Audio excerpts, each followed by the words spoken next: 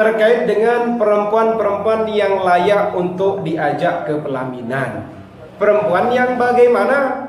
Kalau kalian adalah perempuannya, mungkin kalian akan segera dilamar hari ini, akan mendapatkan jodoh hari ini, atau mungkin dalam bulan ini, jika kalian seperti yang ada di kitab.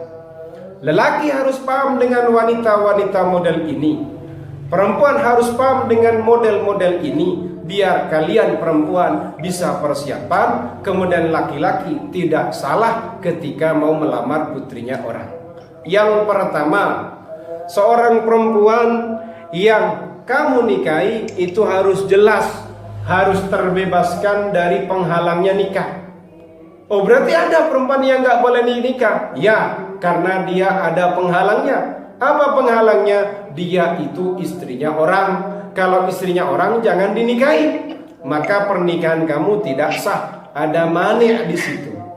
Yang kedua, Ustadz, tapi dia kemarin yang menjadi istrinya orang, terus suaminya sudah meninggal atau suaminya sudah mencerai. Dilihat dulu iddahnya sudah selesai apa belum. Kalau iddahnya belum selesai, maka kamu belum boleh masuk pada dirinya.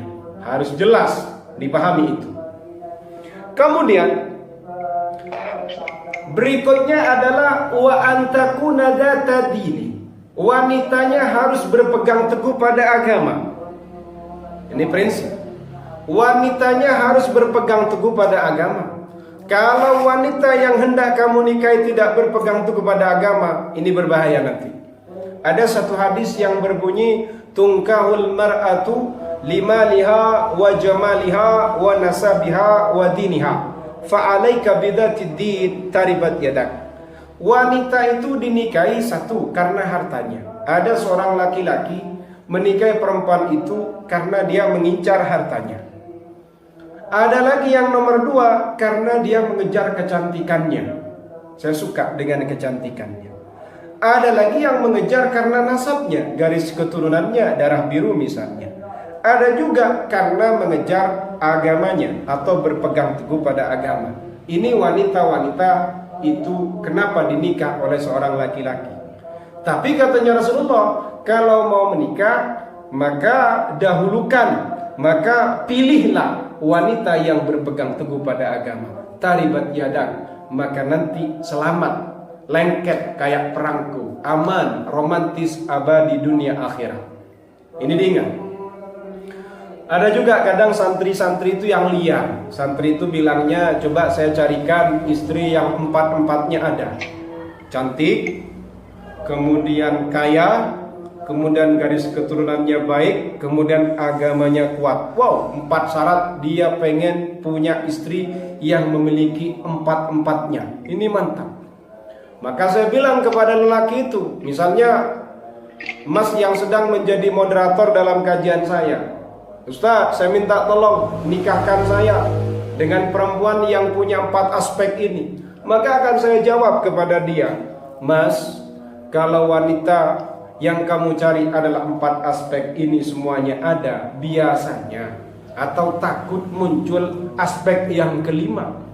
Apa aspek yang kelima itu, Ustaz? Orangnya tidak mau sama kamu. Ya kan kasihan itu nanti kan. Seperti itu. Paham ya? Paham insyaallah. Kemudian kita akan melanjutkan wa qauluhu sallallahu alaihi wasallam man nakahal mar'ata limaliha wa jamaliha haramallahu malaha wa jamalaha wa man nakahaha lidiniha razaqahu Allahu malaha wa jamalaha. Katanya sabdanya Rasulullah sallallahu alaihi wasallam, barang siapa yang menikahi seorang perempuan karena hartanya, karena kecantikannya, maka Allah Ta'ala akan mengharamkan hartanya wanita tadi dan akan mengharamkan kecantikannya.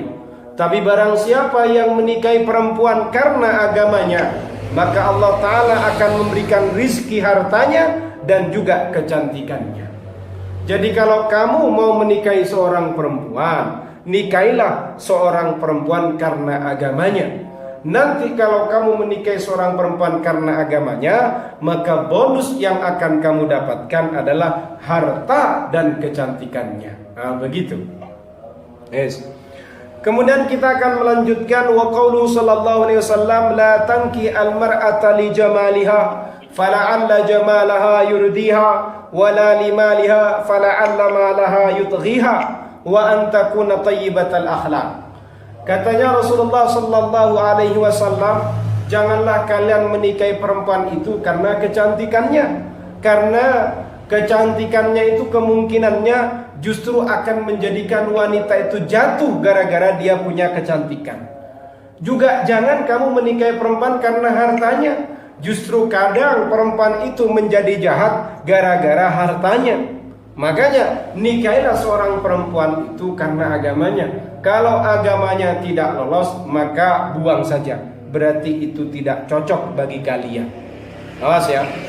Dalam keterangan yang lain, katanya Rasulullah SAW, hendaknya wanita yang kamu nikahi itu adalah baik akhlaknya. Seperti itu.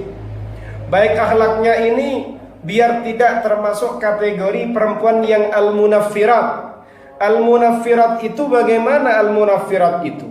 Al-munaffirat itu adalah wanita yang jahat. Wanita yang jahat atau al-mar'atus su, katanya kitab ini.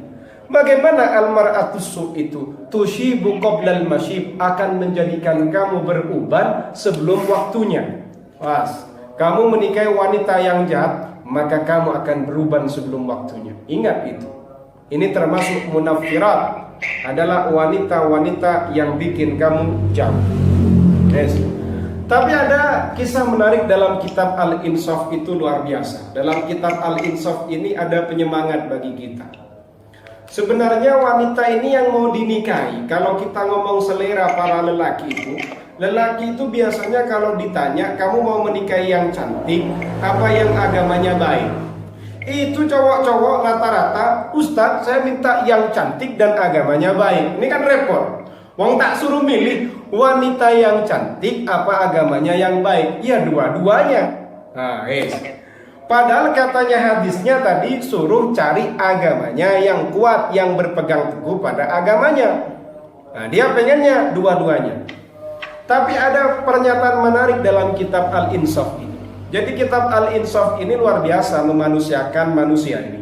Jadi begini, kalau kamu mau menikah, itu yang jujur saja sudah. Selera kamu apa? Katakanlah saya ditanya, Ustadz Tamim, Zaman mau menikah dengan siapa? Saya akan bilang, carikan saya yang cantik. Selesai, saya cari yang cantik. Ini ada si A orangnya, saya pasti tanya, cantik apa enggak? Enggak, ya sudah enggak jadi.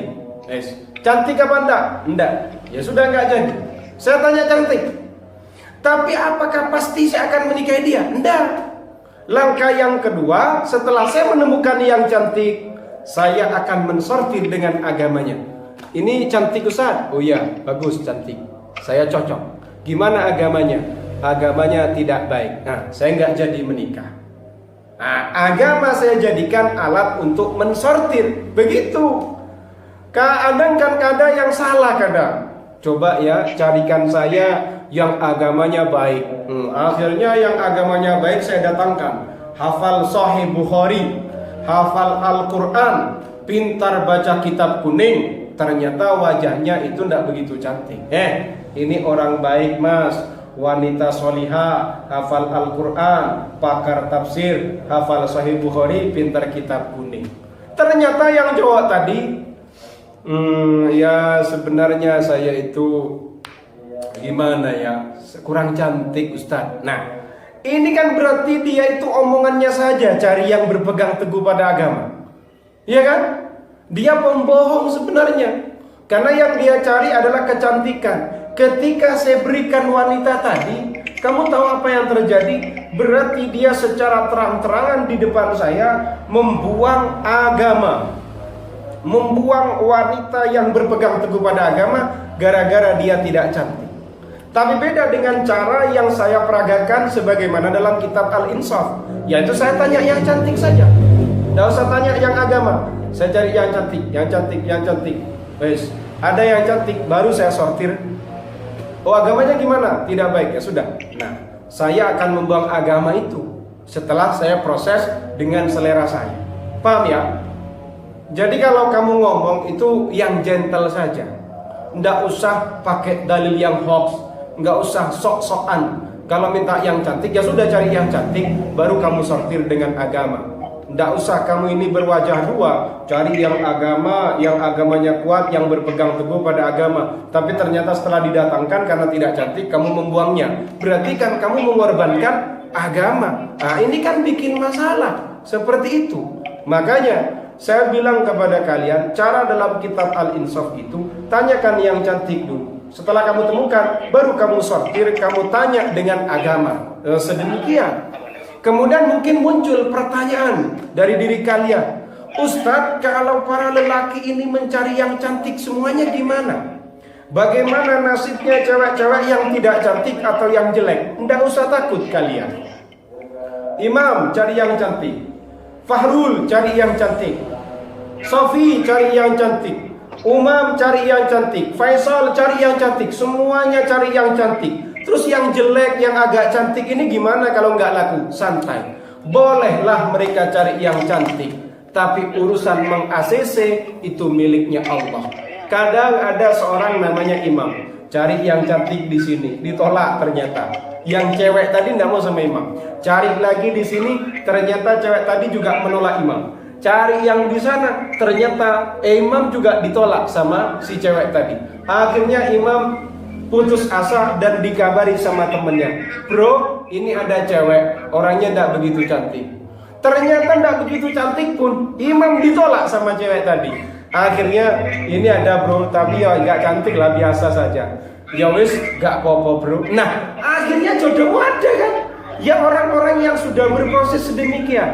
Allah Ta'ala itu maha adil, maha bijaksana. Tidak usah takut, yang penting kita berdoa, meminta kepada Allah untuk dipertemukan dengan pasangan yang baik.